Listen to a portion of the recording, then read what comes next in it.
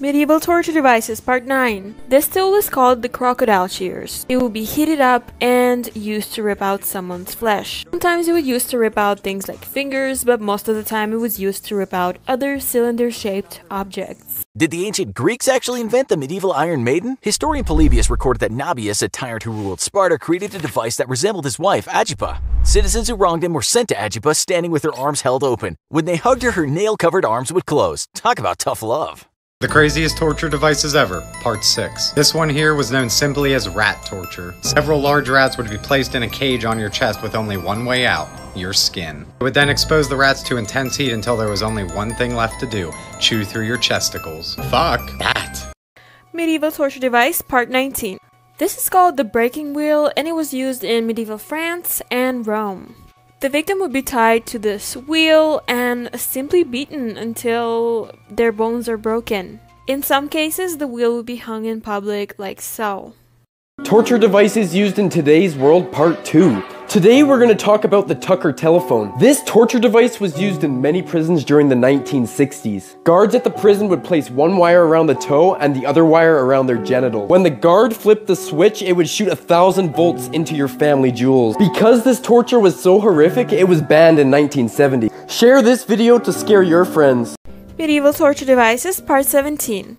This device has many names, but I'm gonna call it iron chair. It had a few variations depending on the country of origin, and a number of spikes varied from 500 to about 2,000. In addition to being strapped into this chair really tight, the person would be placed above an open flame. So in addition to being pierced, they were roasted alive. The most painful torture devices of the Middle Ages. This is the rack. And no, it's not what a lot of you are thinking right now. The rack was the most common torture device used during this time period. It was a wooden platform that had rollers on each end. A victim would have their hands and feet tied at each end, eventually stretching you to the point where your limbs almost separate. But some people weren't so lucky. They had their limbs completely detached. Torture devices used in medieval times. This is a lumber saw. We use this every day. I bet you didn't know this was originally used to slice through humans. Before the saw was used to cut wood, it was actually used to inflict pain. The person would be tied upside down and the blood would rush to their head. This is when the painful process starts. They will slowly start cutting you from the legs down until all the blood has drained from your body. Like this video if you would survive medieval times. Worst torture devices, part 1, the brazen bull. The brazen bull is considered by many to be the worst torture device we've ever seen. For much of human history, public executions have been considered to be entertainment. So keeping this in mind, intricate devices were created with the double purpose of not only executing but also entertaining. So the creator of this device, Perillos of Athens, was inspired to create something that would create a public spectacle. Now, if you want to find out what happened to him, the truly horrific fate he suffered, then make sure to check out the full video on YouTube. You can get there by going to youtube.factco.com. But the bull itself was a giant bronze statue with a hollowed out inside to fit a fully grown man. Once someone was put in there, usually Jews or Christians, the door was locked behind them and there was a fire lit underneath the bronze bull. They were then roasted like a chicken. But the reason why this was such a public spectacle is because there was a sound device inside that was meant to make the person's screams sound like an angry bull. The worst torture methods in history, part 3. And today we'll be covering the infamous Chinese water torture.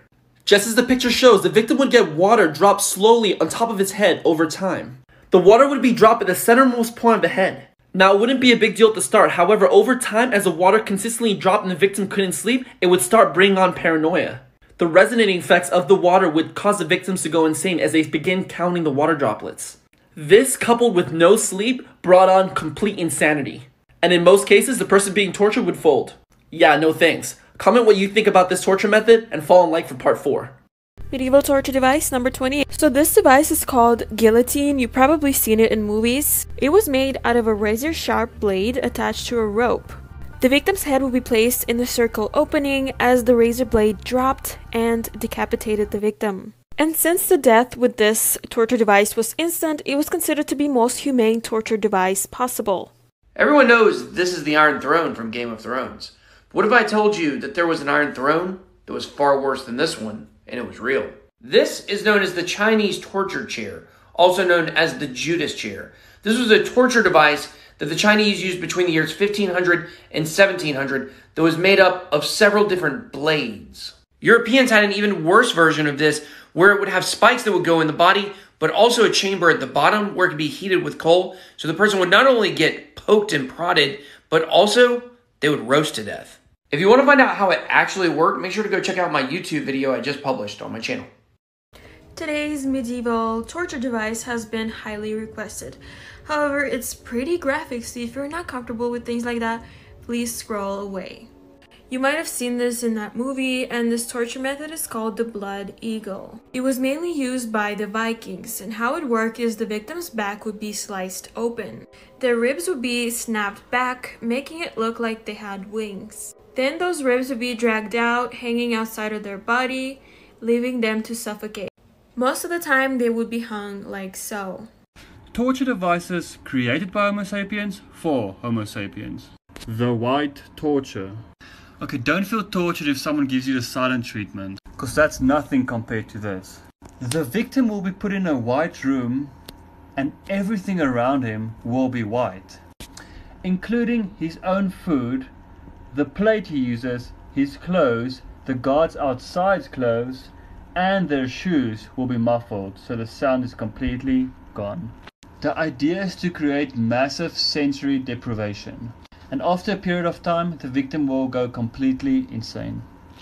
So today's torture method is the Spanish donkey, also known as the mule. He looks like a good friend of yours, but he's not.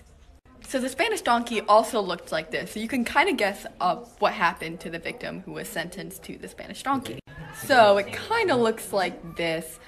Most of the time the victims were women and they were naked, but this is a PG version. So women or sometimes men would be strapped down to this wood and they would have weights on their feet, so they basically would be sinking and getting, their genitals cut and hurt.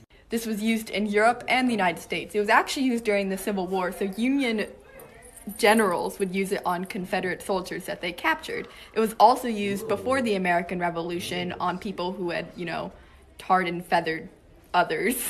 This is one of my favorite torture methods personally, because he looks so innocent and then, yeah.